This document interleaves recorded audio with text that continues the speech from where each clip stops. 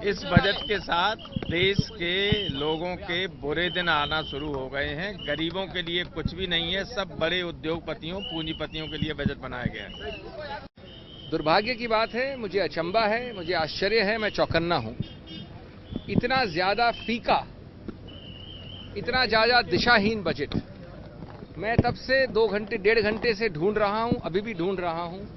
एक नए सोच के लिए, एक नए दीर्घ सोच या दृष्टिकोण, विजन, एक नई दिशा गति के लिए एक भी नहीं है। शायद अगर आप मुझे फोर्स करें तो एक बात है जरूर, 50% से 1% कम जो किया है रक्षा में। इंश्योरेंस में हमने किया था, उन्होंने अवरुद्ध किया, वापस उन्होंने घोषणा कर दी। 90% वो स्कीम्स हैं जो हमने शुरू की, उन्होंने उसको दोहराया, ऊपर किया, नीचे किया एलोकेशन को। वोडाफोन के रेट्रोस्पेक्टिविटी की कितनी बातें हुई, हुआ क्या? खोदा पहाड़ निकला चूहा, खोदा पहाड़ निकला चूहा। 5 लाख का एग्जेम्पशन खुद ने वायदा किया, उसको भी पूरा नहीं किया।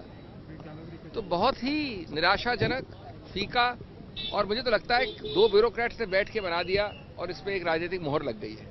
अत्यंत दुर्भाग्य है देश का। वजीर खजाना अरुण जेटली ने लोकसभा में आम बजट पेश कर दिया है। हमारे साथ बातचीत करने के लिए मौजूद है जेडीयू एमपी अली अनवर अंसारी साहब। अली अनवर साहब, ये बजट आम लोगों के लिए कैसा था? आपकी पार्टी का क्या स्टैंड होगा? देखिए, ये कुछ लॉलीपॉप थमाया है, मोबाइल सस्ता, हीरे जवाहरात भी सस्ते हैं हुए हैं, टीवी सस्ता, लेकिन गरीब न हीरे जवाहरात पहनता है न टीवी खरीदता है। जो गरीबी रेखा से नीचे वाले लोग हैं, जो महंगाई से सबसे ज्यादा त्रस्त हैं, जिनके नमक रोटी पर आफत है, उनको कोई राहत इससे नहीं मिलने वाली। हाँ, जो बड़े सरमाएदार हैं, पूंजीपति हैं, उनको उनकी चांदी है। जो भी कुदरत ने नवाजा है, जमीन, जंगल, पानी, उन सब पर अब इस देश के बड़े सरमाएदारों का कब्जा होगा। एसीजेड का स्कीम है। डिफेंस में इतना खतरनाक है कि डिफेंस में 49% एफडीआई आ रहा है, डिफेंस में। फिर आपको बीमा जो कंपनियां हैं, उनको एफडीआई में ये भेज रहे हैं। तो बैंकों को, बीमा कंपनियों को, और भी जो संस्थाएं हैं पब्लिक सेक्टर की, उन सबको इन्वेस्टमेंट करने के रास्ते में ये बढ़ रहे हैं, जो देश के लिए सबसे ज्यादा खतरनाक है। इस देश का माने के किसानों को कुछ टोकन मदद की घोषणा करके, अरे भाई जमीन ही नहीं रहेगी तो आपको लोन किस चीज पर लीजिएगा? तो ये दिक्कत है इसमें। 100 करोड़ रुपए मदरसे की जदीदकारी के लिए फराहम किया गया। क्या 100 करोड़ रुपया इनफ होगा मदरसा की जदीदकारी के लिए पूरे मुल्क में? देखिए, ये कहा ना कि कुछ टोकनिज्म किया है, 100 करोड़ करके, और आइटम इन्होंने बढ़ाया, रेवड़ियां जिसको बांटना कहते हैं। इस 100 करोड़ में क्या होगा? 1 करोड़, मान लीजिए कि एक मदरसा में 1 करोड़ लगाएंगे तो 100 गो मदरसा में कितना मदरसा में बिल्डिंग बनाएंगे, क्या करेंगे? तो ये 100 मदरसा भी नहीं ये बना सकते हैं 100 करोड़ में। 100 मदरसों को भी मदद नहीं कर सकते हैं। तो ये बस आईवास है, और इसके अलावे तो अकलियत के लिए तो और कुछ है नहीं। ये मदरसा का 100 करोड़ है, अकलियत का 100 करोड़। सरकार आने के कबल खातून की हमेशा बात की जाती थी कि खवातीन को एम्पावरमेंट से जोड़ा जाएगा, एम्पावर किया जाएगा, साथ ही साथ तालीम से जोड़ा जाएगा। लेकिन तालीम के इशू पर, खासतौर से खवातीन के तालीम के इशू पर किसी तरह का कोई जोर नहीं दिया गया। देखिए, कितनी बात कही जाए, ख़वातीन का ही सवाल नहीं है। इस देश के आम लोग जो हैं उनकी चिंता नहीं है। सबसे ज्यादा जो चीज है वो महंगाई से लोग परेशान हैं, बेरोजगारी से लोग परेशान हैं। बेरोजगारी बस ये सब कुछ पूंजीपतियों के हवाले, वही अब फाइनेंस मिनिस्टर उन्हीं का बनेगा और वही बजट पेश करेगा, ऐसा लगता है। मेरा आखिरी सवाल, क्या ये बजट आम लोगों का था या कॉरपोरेट हाउसेस का? कॉरपोरेट घरानों का ये बजट है, उन्हीं की चांदी है और सब कुछ देश की जो संपदा है, जो देश की दौलत है, उन्हीं के लिए है, उन्हीं के हवाले ये करने वाले। शुक्रिया। तो इस तरह अली अनवर अंसारी साहब का साफ लफ्जों में कहना है कि जो आम बजट अरुण जेटली ने पेश किया है वो पूरी तरीके से कॉरपोरेट घरानों के लिए पेश किया गया बजट है और जो आवाम के लिए पूरी तरह मायूस कुन है। कैमरा पर्सन हरीश के साथ अंजरुल्लाह, मुंसिफ टीवी, दिल्ली।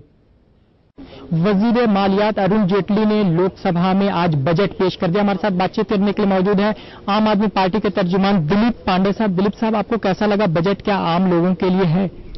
देखिए सर, पिछले 1.5 महीने से जिस कदर महंगाई बढ़ रही थी, जिस कदर इन्फ्लेशन बेतहाशा ऊपर भागे जा रहा था, पूरे देश की जनता, पूरे देश का आम इंसान ये उम्मीद कर रहा था कि इस बार कुछ ऐसा इस बजट में होगा जो इस महंगाई पर लगाम लगाएगा। दुर्भाग्यपूर्ण है, बहुत अफसोसनाक है कि कोई भी ऐसा कदम नजर नहीं आया इस आम बजट के अंदर जो कम से कम महंगाई के ऊपर, प्राइस राइज के ऊपर, इन्फ्लेशन के ऊपर कंट्रोल करे और आम आदमी की रोजाना की जो जिंदगी की समस्याएं हैं उनसे उसको निजात दिलाए। ऐसा कोई भी कदम उठता हुआ नहीं नजर आया। हमारा यह मानना था कि अगर कुछ ऐसे एडमिनिस्ट्रेटिव डिसीजन लेने चाहिए सरकार को जिसकी वजह से प्राइस राइज को, होर्डिंग को, तमाम तरह की चीजों को कंट्रोल किया जा सके, लेकिन बहुत अफसोसनाक है कि ऐसा कुछ भी नहीं नजर आया। महिलाओं के एजुकेशन पर कोई खास ध्यान नहीं दिया गया। इस पूरे देश की बहुत बड़ी समस्या, जितनी भी समस्याएं हैं, 2 बड़ी समस्याएं हैं, एजुकेशन और हेल्थ। पूरा का पूरा ये दोनों सेक्टर जो है कंप्लीटली इस बजट में इग्नोर किया गया है। इससे बच के गुजरने की कोशिश की गई है। हमारा ये मानना है कि जिस तरह की कोशिशें होनी चाहिए, जिस तरह के रिफॉर्म की जरूरत है इन दोनों सेक्टर्स में, वो एकदम गायब है इस बजट से और मुझे लगता है कि इस देश की आम जनता को इसका खामियाजा भुगतना पड़ेगा। महिलाओं को सिक्योरिटी के लिए जो रकम मुख्तस की गई है, जितना रखा गया, क्या उससे काम हो सकेगा, सिक्योरिटी पहुंचाई जा सके? महिलाओं की सिक्योरिटी के लिए साहब हमें लगता है कि साफ नीयत की जरूरत है। मुझे बड़ा दुख हुआ, बड़ा अफसोस हुआ ये स्टेटमेंट जान के कि कहा गया कि बड़े शहरों की महिलाओं के लिए 150 करोड़ रुपए। मैं सोच रहा था कि बदायूं में जिस महिला की हत्या हुई, जिस महिला को मारा गया, वो बदायूं बड़ा शहर है कि छोटा शहर है, ये सोचने वाली बात है। कि जो हमारे मुख्यमंत्री, वित्त मंत्री महोदय हैं, ये सिर्फ छोटे शहरों के या बड़े शहरों के नहीं, पूरे देश के वित्त मंत्री हैं। इन्हें पूरे देश की जिम्मेदारी इनके ऊपर है और पूरे देश के लिए उन्होंने बजट बनाया था। ये बात शायद भूल गया। पटेल के मुजस्समा के लिए जिस तरीके से रकम रखी गई, क्या इसका फायदा होगा देश को? देखिए जनाब, जितने भी हमारे हिस्ट्री से हमारे जितने भी महत्वपूर्ण चेहरे रहे हैं, इन सबका हमें सम्मान करना चाहिए। इनका सबका हम सम्मान करते हैं, इनका इस्तेमाल करते हैं, लेकिन उससे भी जरूरी है कि आम आदमी पार्टी जो इस बात के ऊपर जोर डालती है कि हमारी आपकी जिंदगी में जो रोटी, कपड़ा और मकान की मुसीबतें हैं, सरकार की पहली जिम्मेदारी उनको आसान करने की है, वो होता हुआ नहीं नजर आ रहा है। बाकी सारी चीजें तो सेकेंडरी है। दिल्ली में बिजली पानी की समस्या को हल करने के लिए 700 करोड़ रुपए दिए गए हैं, क्या इससे इस मसला का हल हो सकेगा? देखिए, वो ट्रांसमिशन इंप्रूवमेंट के लिए वो अमाउंट जो है एलोकेट किया गया। हमारा ये मानना है कि अगर आप कोई बेनिफिट दे सकते हैं, अगर आप देना चाहते हैं, आपकी नीयत पाक साफ है, तो वो बेनिफिट सीधा जनता के पास पहुंचना चाहिए। आपके अपने मैनिफेस्टो में 30% लिखा हुआ था कि बिजली के दाम आप कम करेंगे। हमारा कहना है कि 30 नहीं 50% कम होनी चाहिए। वो करिए, तभी दिल्ली की जनता आपको ये मानेगी कि आपने सफेद झूठ में लिखा अपने घोषणा पत्र में और आप कुछ करने की नीयत से आए। ये आम बजट आप किसके लिए मानते हैं? क्या आम लोगों के लिए, कॉर्पोरेट सेक्टर के लिए, किसके लिए? सर, ये आम बजट मुझे लगता है कि कॉर्पोरेट सेक्टर्स के लिए है, कुछ खास लोगों के लिए, उन 5% लोगों के लिए जिन्होंने इस देश के 95% लोगों की जिंदगी गुजार कर रखी हुई है। आपको उम्मीद लगती है, कुछ इम्कान लगता है कि क्या इस आम आदमी के ये आम बजट जो है लोगों को फायदा पहुंचाएगा? मैंने जैसे कि बताया कि ये बजट आम लोगों के लिए है नहीं, क्योंकि जो मुद्दे उनकी जिंदगी से जुड़े हुए हैं उसको एड्रेस करने के लिए प्रयास करते हुए नहीं दिख रहे हैं वित्त मंत्री महोदय इस बजट में, तो ये होता हुआ नहीं दिख रहा है। बहुत बहुत। तो इस तरह आम आदमी पार्टी ने जिस तरीके से आज लोकसभा में बजट पेश किया गया उसको पूरी तरीके से नकारा है। कैमरा पर्सन हरीश के साथ अंजरुल्लाह, मुंसिफ टीवी, दिल्ली। वो कहावत है, खोदा पहाड़ निकली चुइया। आज के बजट में कुछ भी नहीं है।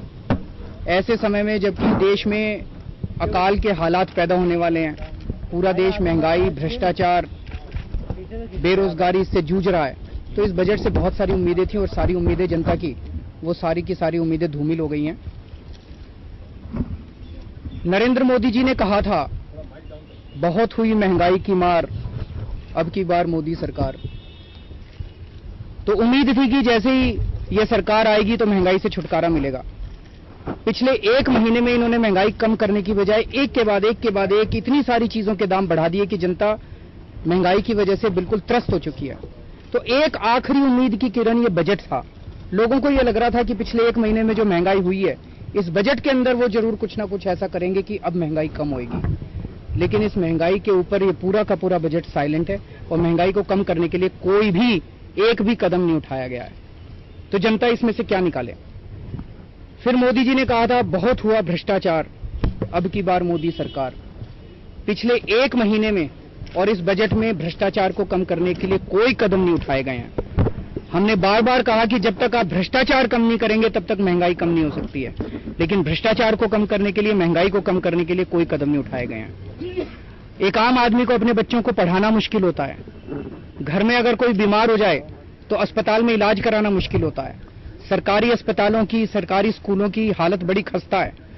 तो शिक्षा और स्वास्थ्य के ऊपर इस बजट ने कोई काम नहीं किया। इस बजट के अंदर कोई प्रावधान नहीं है। दिल्ली के लोग बिजली के बिल भर भर के परेशान हो चुके हैं। अगर हमने उस टाइम सब्सिडी दी थी तो इसका मतलब सब्सिडी दी जा सकती है।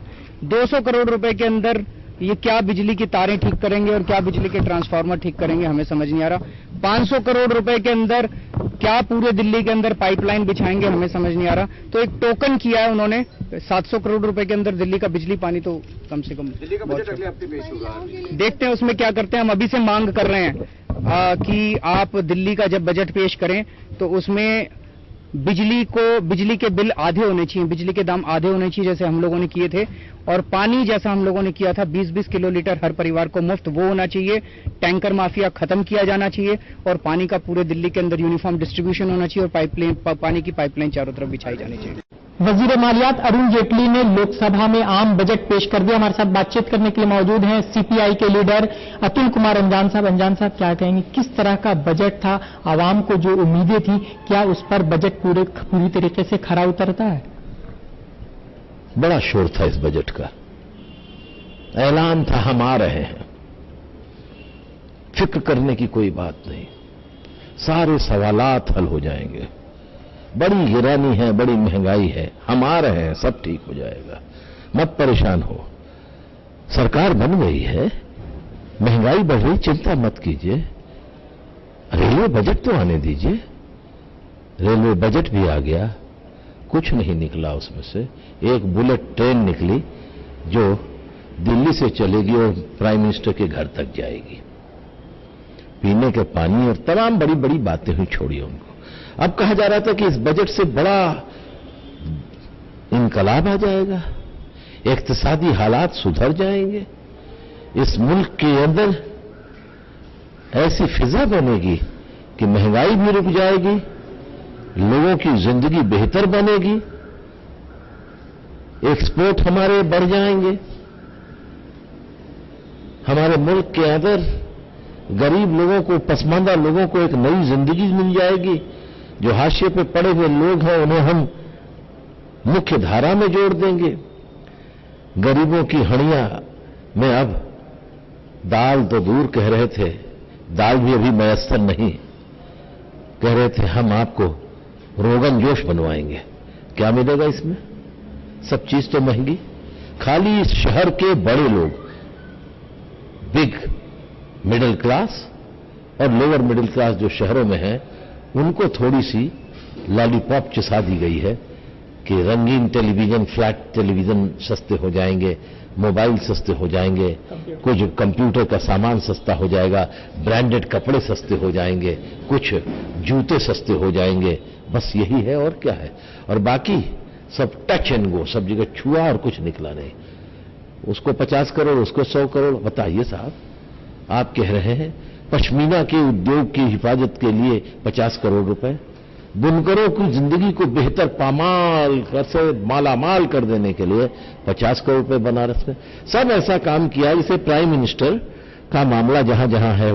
एक अच्छी बात है कि 5 एम्स खोलने की बात कही है, लेकिन अच्छी बात है। 5 एम्स को जिस तरीके से सिर्फ 500 करोड़ में 5 एम्स खोले जा सकेंगे? नहीं, अभी तो ये 500 करोड़ उनका बुनियादी पैसा है इस साल का, और आगे का है। ये बजट तो इसी साल का है ना, 500 करोड़ में हर साल हर बजट में उसको देना पड़ेगा। इनका एक ही है वो जज्बाती गंगा। ठीक है, गंगा साफ होनी चाहिए, पीने के पानी का सवाल है। पीने का पानी गांव में मिलेगा, 4000 करोड़ रुपया गांव में दे दिया, 4000 करोड़ से पीने का पानी हो जाएगा, जो आज सबसे बड़ी किल्लत के बायस बना हुआ है।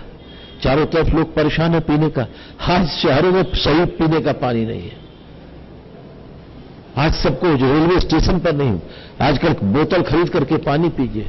डॉक्टर बताते हैं आपने गंदा पानी पिया इसलिए बीमार है, इसलिए 12 और 15 रुपए की बोतल नहीं खरीदी, आपने नल का म्यूनिसिपैलिटी का पानी पी लिया, अब लीजिए 2,000 रुपए की दवाइयां खरीदिए। एजुकेशन पर क्या कहेंगे? एजुकेशन के ऊपर 5 IIT खोलने की बात कही है, 5 IIM खोलने की बात कही है। इससे कुछ ठीक है, खोलिए। आपने ये है कि थोड़ा सा स्पोर्ट्स पर है।